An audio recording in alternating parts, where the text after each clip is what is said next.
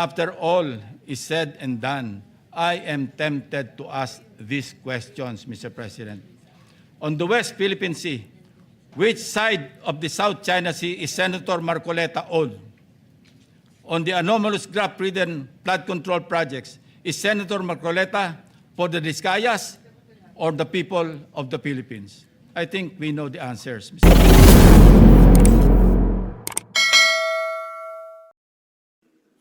Thank you, Mr. President.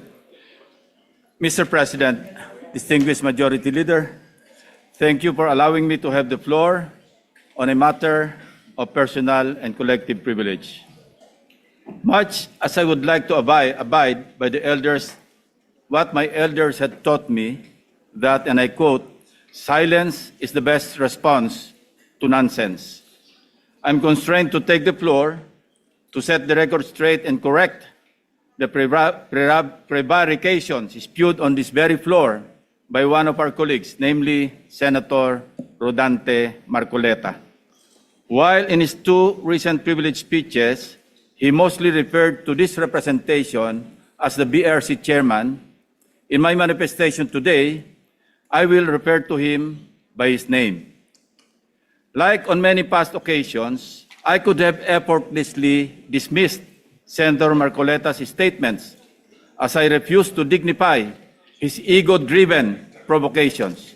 But when the attacks shift from professional to obsessively personal, I must shut the whole political circus down, firmly, completely, and without ambiguity.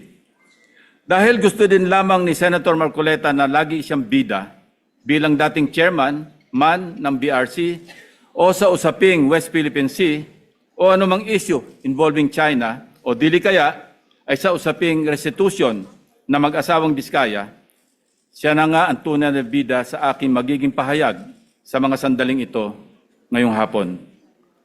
Memory is short, Mr. President.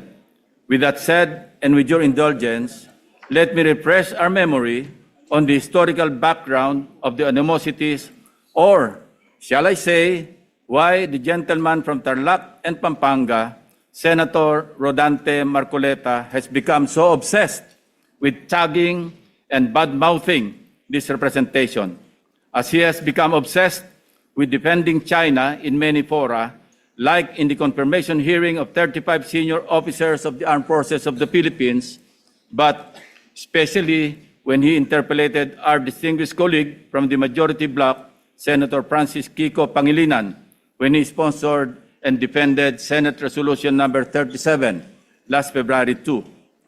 So obsessed that he had to resort to rigorous stalking of all my interviews and social media updates, nitpicking from every statement I uttered, and tricking this august chamber to cry foul, armed with nothing but his draining litany. Since Senator Marcoleta apparently knows every word I say in my media interviews and every move I make in this chamber, napilitan akong balikan ang napakaraming pagkakataon na ako ay naging paksa ng kanya mga personal na atake. Perhaps, Mr. President, it started when this representation inquired about Senator Marcoleta's hilaw interpretation of Senate rules relative to his motion to dismiss in the impeachment case against Vice President Sara Duterte last year. Thus, on August 6, 2025, I manifested my inquiry regarding Senator Marcoleta's arguments, calling for the dismissal of the impeachment case against Vice President Sara Duterte using Section 135 of the Senate rules. I highlighted that nowhere in our rules can we find a provision on a motion to dismiss, nor is there a suppletory application of the rules of court and other references like the Riddick's Manual, etc., to accommodate such a motion. I merely raised a parliamentary inquiry into how we can deal with the said motion to dismiss an impeachment case, given that we were then constituted as a legislative body in plenary session and not as an impeachment court. I was supposed to be It was supposed to be a simple parliamentary inquiry from what I considered then, and I quote, medyo hilaw na interpretation ng ating Honorable Marcoleta, unquote. Ewan ko, Mr. President, simula nang nasopla ko si Senator Marcoleta sa floor, ay tila nagtanim na siya ng poot sa kanyang dibdib. On August 20, 2025, I delivered my first privileged speech entitled Flooded Gates of Corruption to bring to the attention of the Senate and the Filipino people the syndicated corruption in the implementation of flood control projects. Pinaghirapan ko at ng aking team na buuin ang aming mga findings upang maisapubliko ang mga anomalya sa flood control na makakatulong sana sa sinasagawang inquiry in aid of legislation ng Blue Ribbon Committee na noon ay kanya pang pinamumunuan. Ang hindi ko inaasahan, minasama pa ito ni Senator Marcoleta sa pamamagitan ng kanyang TV program noong August 29, 2025. Hindi dapat ginawa pa yun. Kumbaga, kalabisan na yun. Sa tuntunin kasi, bawal na yun. Yan ang sinasabi ng isang taong nakasalamin sa hating gabi. Na yung nag-epal siguro. Yun ang pasikat, di ba? Yan ang sinabi niya, Mr. President. Mr. President, tulad ng kanyang motion to dismiss, nag-imbento na naman ng hilaw na rule si Senator Marcoleta. Kahit pagbali-baliktarin natin ang rules of the Senate, walang nagbabawal sa kahit sinong senador na magpahayag sa pamamagitan ng privilege speech kahit tinatalakay na sa komite ang paksa tulad ng flood control. May natapakan po ba akong ego sa aking privilege speech na naglahad sa kauna-unahang pagkakataon ng mga konkretong ghost at substandard flood control projects? May nasagasaan po ba akong pride sa pagpapangalan sa mga sangkot sa anomalya na sina Bryce Hernandez, Henry Alcantara at iba pang personalidad sa kauna-unahang pagkakataon?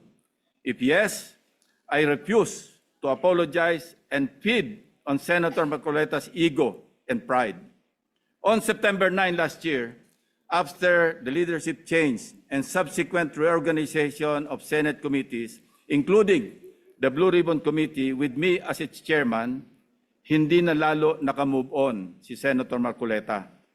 I was met with a barrage of undue criticisms by the former chairman, Senator Marcoleta, much of it characterized by a profound lack of respect for both this representation and the Blue Ribbon Committee. During the 23 September 2025 public hearing of the Blue Ribbon Committee, Senator Marcoleta disrupted the proceedings when he raised what he called a prejudicial question on my impartiality as the chairman, following a media interview where I simply answered a question about which among the source persons, in my opinion, between his favorite Diskaya couple and Bryce Hernandez of the famed BGC Boys appeared more credible. Siguro, nakakalimutan na ni Senator Marcoleta ang cases assigned for reading nung nasa law school pa siya. The Supreme Court in the case of Berbari versus Honorable Pedro Concepcion, GR number 16189, February 26, 1920, the court explained that, and I quote, prejudicial question is understood in law to be that which must precede the criminal action, that which requires a decision before a final judgment is rendered in the principal action with which said question is closely connected. Not all previous questions are prejudicial, although all prejudicial questions are necessarily previous. Hindi ko na nga siya pinatulan sa issue na yon para hindi ma-disrupt ang pagdinig kahit mali-mali dahil sa pagsasaalang-alang sa kanya bilang isang abogado na dapat ay alam niyang applicable lamang ang prejudicial question sa mga criminal cases. Well, dapat.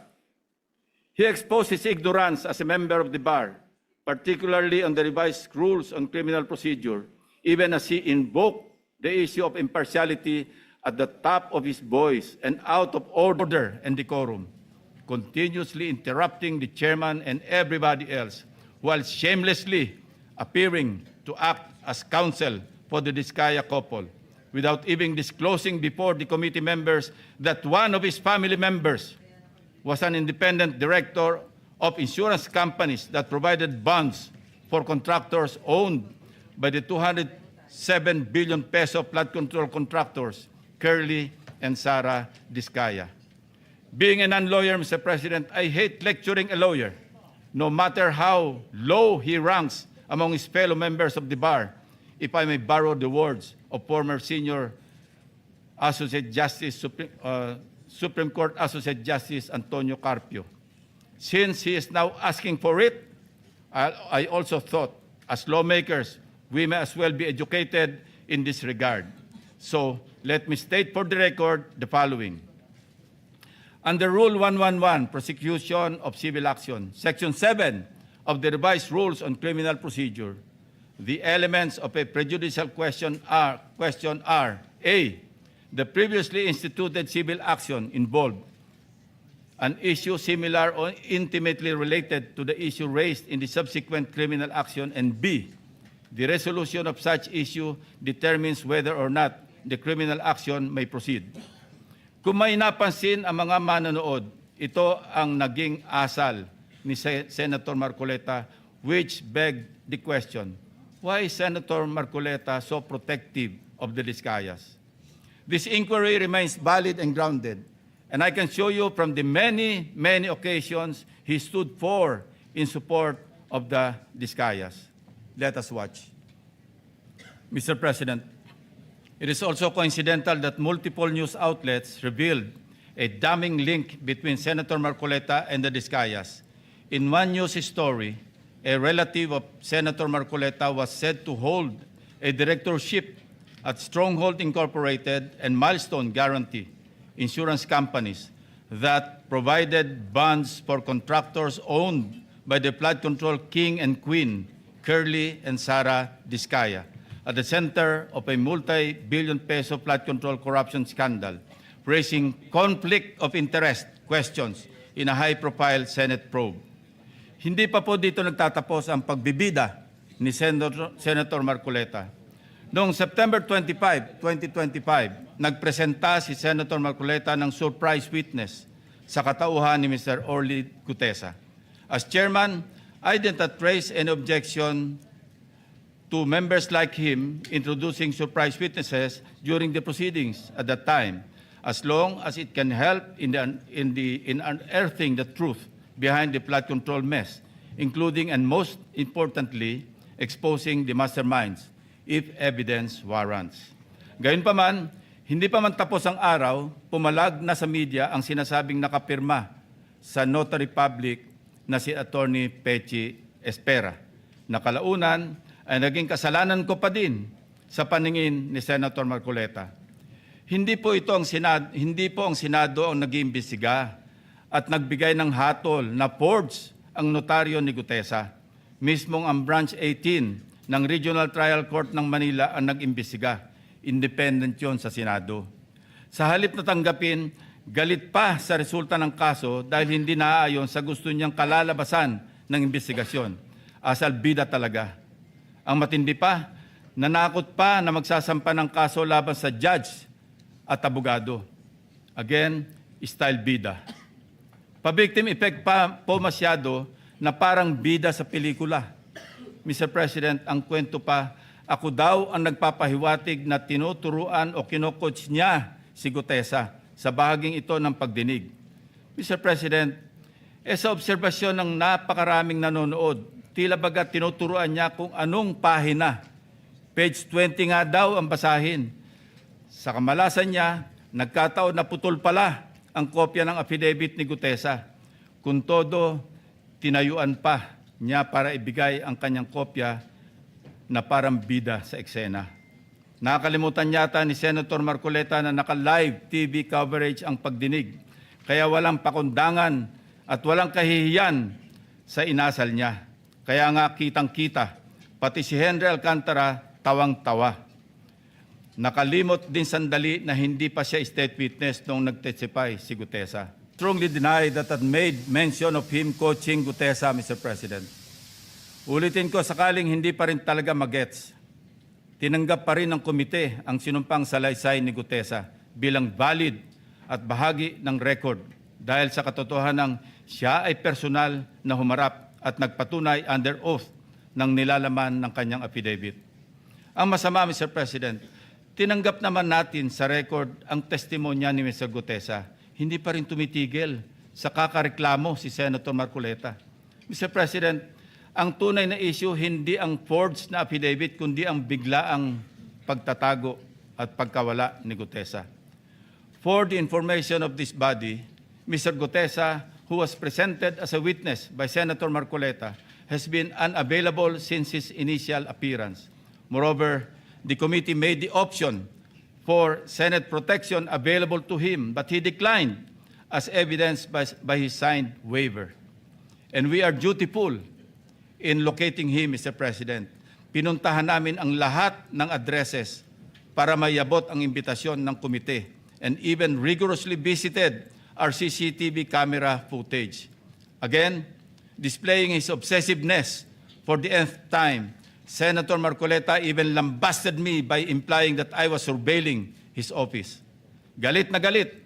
Samantalang nais lamang nating matukoy kung sakaling may kasama si Mr. Gutesa nang dumating sa Senado upang sa gayon ay magkaroon tayo ng lead kung paano siya muling maimbita sa susunod na pagdinig. Hindi ko na nga pinalaki ang aking mga obserbasyon sa paksang ito, Mr. President. Sa halip, sinubukan pa rin naming hingin ang kanyang tulong sa paghahanap kay Sergeant Gutesa. Again, Senator Marcoleta, in his TV show, ranted against me. I dare ask, Mr. President, if a committee member brings a witness bearing such damaging allegations, does the burden of transparency not follow? Is it not just proper to cooperate with the committee regarding his whereabouts? Why then does Senator Marcoleta find my position so offensive? On many occasions, Senator Marcoleta made statements that undermined the authority and collective integrity of the committee. Mukhang aabutin tayo hanggang bukas kung iisa-isahin ko pa lahat ang katakot-takot na pag-alipusta ni Senator Marcoleta sa komite na kinabibilangan din naman niya. He continued the same litany in his speech yesterday, Mr. President. Let me count and rebut it once and for all. 1. On the release of the minority report. Tahasang pinagmamalaki ni Senator Marcoleta ang minority report for the lack of better term, he said, sa kanyang nilabas noong December 10, 2025, na siya ring naging paksa ng kanyang litanya kahapon. For his information, I wish to underscore a part of Section 22 of the Senate Rules shown on the screen, which states that, and I quote, concurring and dissenting reports may likewise be made by the members who do not sign the majority report within 72 hours from the approval of the report. Napakalinaw naman po, Mr. President. Concurring and dissenting reports may be made 72 hours after the committee report has been approved by the majority vote of all its members. Siya na nga itong gawa ng mga bagay na wala naman sa alituntunin ng Senado. Pagkatapos, ako ang pagbibintangan niya na epal. He even had the audacity to declare, and I quote his speech, a submission anchored on the same hearings, 3 of which he actually presided, the same resource persons, and the same affidavits. Masasabi ba niyang pangbasura lang din ang lahat ng yun? At this point, Senator Marcoleta must know that rhetorical fallacies do not amuse me, Mr. President. If the release of this so-called minority report and its contents did not amount to a direct affront to the chairman and to the committee as a collegial body, then I'm not sure what is. May I also emphasize, Mr. President, that this same report brazenly stated that, and I quote, the BRC, Blue Ribbon Committee, cannot and should no longer compete with the National Prosecution Services and eventually the judiciary in finally disposing of these cases, unquote. Clearly implying that the committee must conclude its proceedings. Mr. President, sino ba siya para pangunahan ang chairman at ang mayorya na miyembro ng committee? Wala sa lugar, wala sa hulog. Saganang akin lang din naman, kagulat-gulat po ba ang naging reaksyon ng representasyon na ito na walang lugar ang ulat na yan kundi sa basurahan? Kayo na ang humusga, Mr. President. Number 2, let us go to the BRC draft partial committee report na pinamahagi ng komite noon pang ika-11 ng Pebrero nitong taon, na sa mismong araw na ito ay isang buwan na ang nakakalipas, na siyempre ay laman din ng only reklamo ni Senator Marcoleta. Anya, ang natanggap ng kanyang opisina ay isang PDF file or document na may watermark ng bawat opisina na nakatanggap nito na wala man lang daw pirma ng chairman ng komite. Natural, walang pirma dahil advance copies lang naman ang pinadala namin sa opisina ng lahat ng members. Common sense naman po, Mr. President, na binigyan ng soft copy ang bawat miyembro upang madaling mabasa at mapag-aralan ng ang lahat ng nilalaman nito simultaneously. Properly informed naman po ang mga staff ng mga senador na available mula sa aming opisina ang pisikal na kopya na lagpas 400 pages ng committee report upang mapirmahan sa hudyat ng mga ginagalang na miyembro ng komite. Ang ating inisyatibo upang pabilisin ang tamang proseso ay talagang masama pa rin sa paningin ni Senator Marcoleta. Tulad ng ginagawa din naman ng ibang miyembro ng komite, panay din ang follow-up namin sa kanyang opisina na kung nais na ba niyang pumirma sa printed copy ng report, kahit ay dissent remark, ay wala siyang ginawa. Bakit ngayon ay maghahanap siya ng Blue Ribbon Committee report na nakatenga sa kanyang opisina noong isang buwan pa? Incidentally, as of yesterday, only Senator Bam Aquino has affixed his signature on the partial committee report. It goes without saying that I respect each and every member's decision when they will sign the report, if at all. What I despise is Senator Marcoleta's audacity to lie about his inability to sign the same by citing an untruthful reason for not signing, Mr. President. Number 3, pinipilit niya rin na ilabas ko ang listahan ng 67 contractors. He said in his speech, and I quote, in his press release dated August 10, 2025, posted on the Senate website, the BRC chairman disclosed that House members called him and that he had a list of 67 congressmen who are contractors. Yet, he did not summon them to any BRC hearing. Why did he not name them to be fair to the rest of the members of the House of Representatives? Ito po ang tunay na splice, Mr. President. Kung babasahin lang po ni Ginoong Marcoleta ang susunod na sentence, malinaw na malinaw po ito.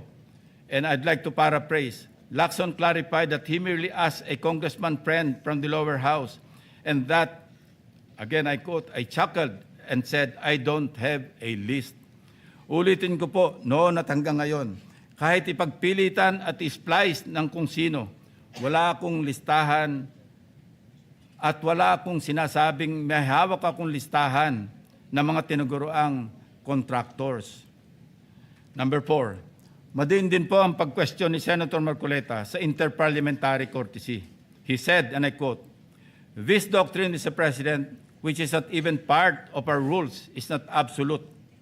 And then he added, if anything, those who occupy the highest offices in the government must be the first to answer, not the last to be asked, unquote. Senator Marcoleta even mentioned, again, and I quote, the members of Congress have no immunity from investigation, subpoena, or public scrutiny, unquote.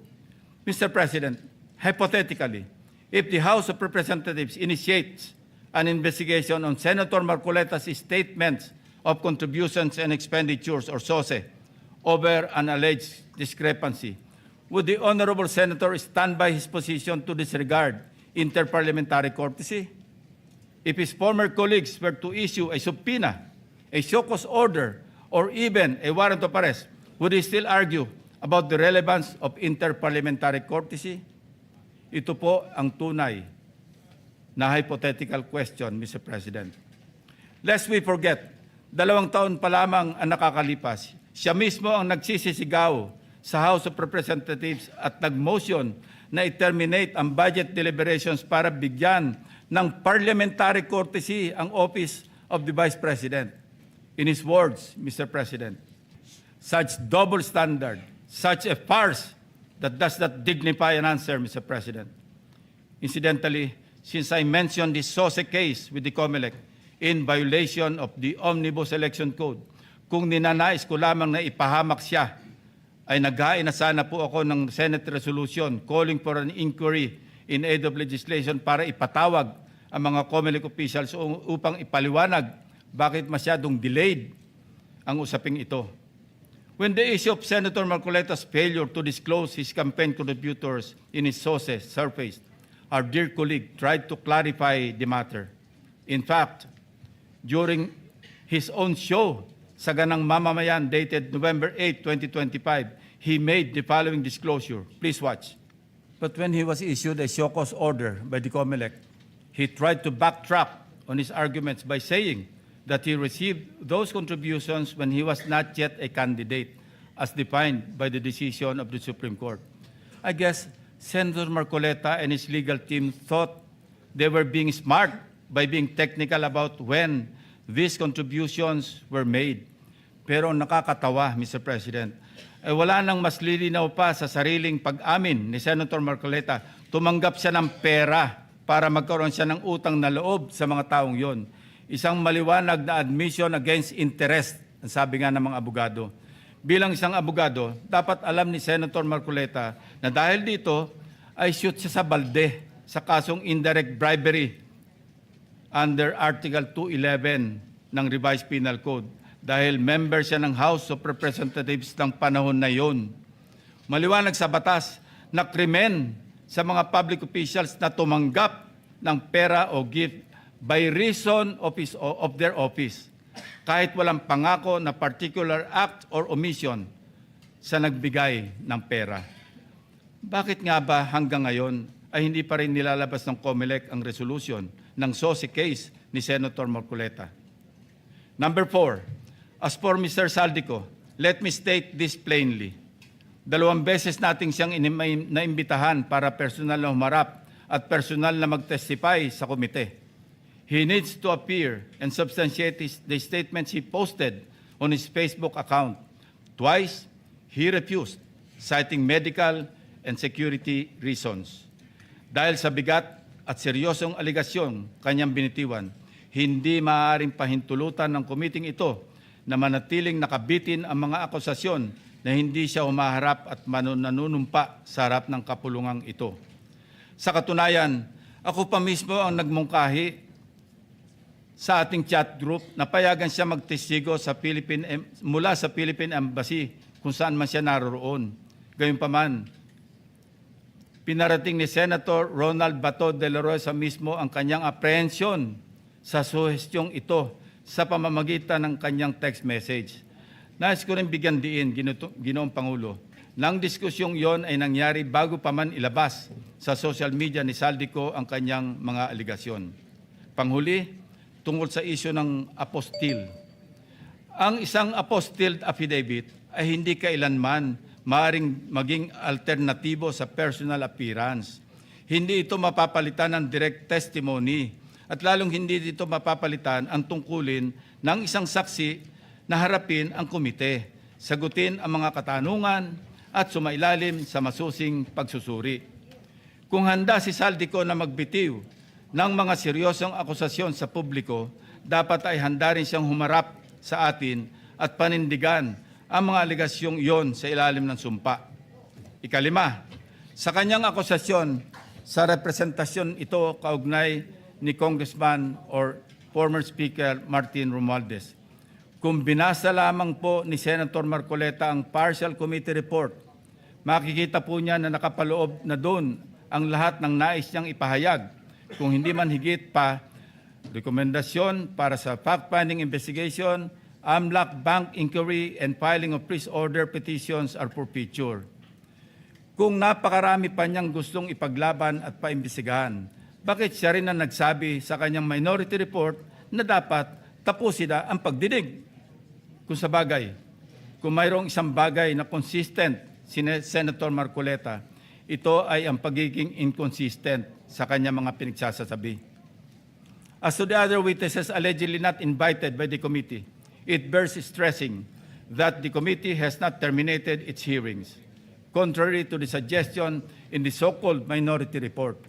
The intention at this stage is simply to have the partial committee report filed and sponsored in order to reflect the evidence received thus far and to allow the committee to consider the next steps, taking into account the views of the members on other areas that may be pursued as the path forward toward the eventual conclusion of the hearings. As to the other matters raised under the rules of the Blue Ribbon, the chairman serves as the chief executive officer of the committee and, as such, exercises broad discretion over matters pending before it, including the invitation of witnesses. Members may suggest witnesses or move for the invitation during a hearing, and if such motion is approved by the members of the committee, the same will, of course, be respected by the chair. Pang-anim, sa kawalang kamatayang i-give up ang KIG remark na umabot din sa isang full privilege speech upang ipangalandakan na ako ay nasa likod ng pag-splice ng kanyang video upang siya ay siraan. His statement, and I quote, verbatim, Mr. President, ang gawin natin po para madali, i-give up natin ang KIG. Then, mako-coordinate na natin lahat, unquote. Is that merely suggestive, Mr. President? Ito ay kasing kintab ng bumbunan na nasinagan ng tirik na araw sa tanghalin tapat, Mr. President. Sapat na ang kanyang hindi matapos-tapos na paliwanag na kesyo hypothetical daw, kesyo joke lang daw, ayon sa kanyang mga pahayag at kalaunan, ay gusto pa niya amyendahan o i-correct ang journal ng Committee on National Defense of the Commission on Appointments. Mag-ingat po tayo rito, Mr. President, sa kanyang gusto mangyari. Your Honor, being the chairman of the Commission on Appointments, and some of us here as members, we must study diligently the legal implications of Senator Marcoleta's motion now pending before the Commission on Appointments. Anyway, going back to his, i-give up natin yung KIG statement na in-splice ko daw, na marin kong pinabubulaanan. Ang masasabi ko bilang analogy sa kanyang sitwasyon ay ganito. When one looks the same as when he does before going to bed at night, how can there be splicing? Inversely, Mr. President, when one looks different going to work during daytime from before going to bed at night, that's when splicing becomes evident. Matanong ko lang po, sino ngayon ang magaling mag-splice, Mr. President? Hindi ko kasalanan ng mga salitang nagmula sa sarili niyang bibig. May tawag nga dito ang mga Gen Z, classic case of gaslighting. Number 7, sangkatutak na ang mga pahayag ni Senator Marcoleta na napakalinaw na hindi pumapabor sa ating pambansang interes. Sangkatutak na rin ang mga nagbigay ng kanilang mga negatibong reaksyon. Ngunit sa hulit-huli, ako pa rin ang sinisisi ni Senator Marcoleta. He even went far beyond by debunking and undermining the historical facts about Tomas Cloma. Senator Marcoleta said, I was all wrong when I said that this Pratt list was discovered and consequently occupied and owned by lawyer and businessman Tomas Cloma, citing the principle of terra nullius or res nullius. It was for him a historical distortion. Curiously, Mr. President, these narratives align with those of the Chinese narratives, plucked directly from the People's Republic of China's Ministry of Foreign Affairs official website, Mr. President. Let's show the slides. Ayan po, kita-kita natin kung anong sinabi ng website ng Ministry of Foreign Affairs ng People's Republic of China. Yan din ang kanya sinasabi. Now, Senator Marcoleta speaks of a pattern that he himself built in his head to discredit this representation. But if we backtrack the events that transpired in the past several months, one thing is crystal clear. When cornered by the fault of his own doing, he employs a diversionary maneuver, pathetically stretching the conversation, no matter how illogical, until people get drained and tired. Just as a squid squirts ink to darken the water and blind everyone around while it swims away, a person may throw out irrelevant issues, fake scandals, or emotional outbursts to distract the public from the actual evidence or the main point of an investigation. After all is said and done, I am tempted to ask these questions, Mr. President. On the West Philippine Sea, which side of the South China Sea is Senator Marcoleta on? On the anomalous graft-ridden flood control projects, is Senator Marcoleta for the Discayas or the people of the Philippines? I think we know the answers, Mr. President. Thank you, distinguished colleagues, and thank you, Mr. President. Maraming salamat po sa inyong suporta, at sa mga hindi pa po nakasubscribe sa ating channel dyan, mag-subscribe na po, pindutin ang notification bell para updated po kayo sa ating mga video. Like and share. Maraming salamat po.